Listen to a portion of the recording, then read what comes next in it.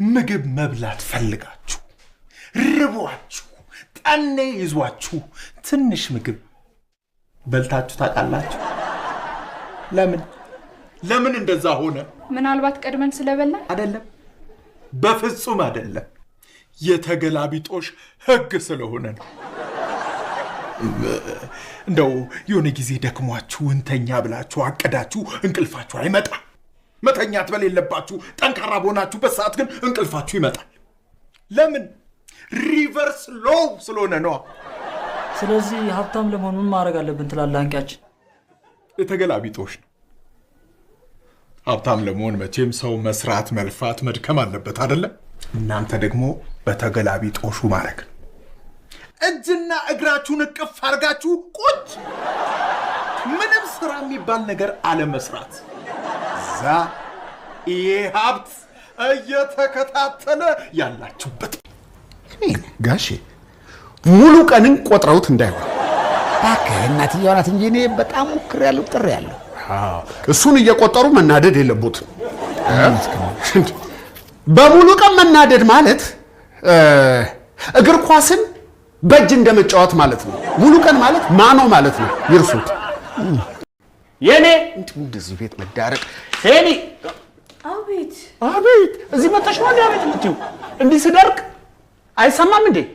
እዛ ተሆኖ ነው እኮ ቤት የሚባለው። እስቲ ስለ ስፖርት የምታውቂውን ንገሪኝ። የምንማረው ነው? አረ ስለ ኳስ። የውጭ ፕሪሚየር ሊግ ነው ወይስ የሀገር ውስጥ? ጭራሽ በሁለት ይከፈላል።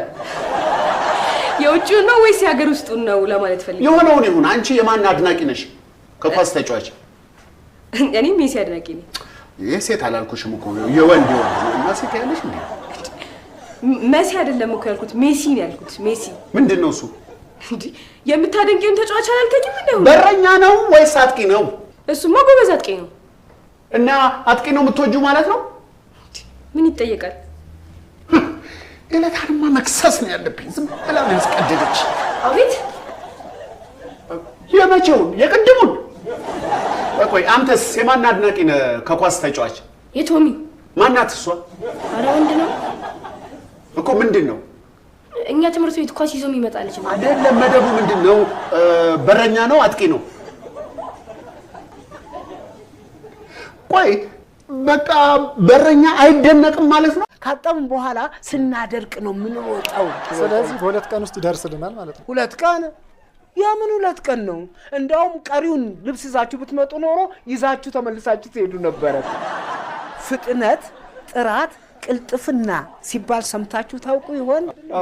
እሱ ማለት እኛ ነና። በራስ መተማመናችሁን ሳላደንቅ አላልፍም። ቆንጆ ተደርጎ ይታጠብልን። ሰሞኑ ደስታው ስለሆነ እስከነ ቲፖ 5,000 ብር እንከፍል። 5,000?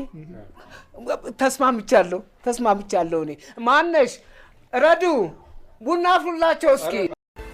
ገለታ እንዴት ነህ የኔ ጌታ? በስንቱ ቅጣው ችግር የማያጣው መፍትሄ ለስንቱ ቅጣው መፍትሄ የማያጣው ይሁንልሽ። ደግሞ ምንድነው ተሸክመህ የመጣብኝ? ለውለታ ስጦታ ነዋ። ይከብዳል። የቱ ጋር አስቀምጠው ገለታ? አይ በስንት እኔ እኮ ብዙ ውለታ ነው ያልኩህ። ለየትኛው የሚሆን ነው? ለማንኛውም እዚህ አስቀምጠው፣ እሱ ጋር አስቀምጠው። እሺ። እና የት ነው የሚካሄደው አሉ? ዙሪክ ነው ወይስ ለጄኔቫ ነው? እንደምንሄድ እኮ ሰምተናል። ምኑ? ስብሰባው ነው። የቱ ስብሰባ? የስዊዘርላንዱ ነው። ሰምተናል እኮ እንደምንሄድ። እሱማ በዋና ከተማው በበርን ነው። በርን ግን የሚሄደው አንድ ሰው ነው።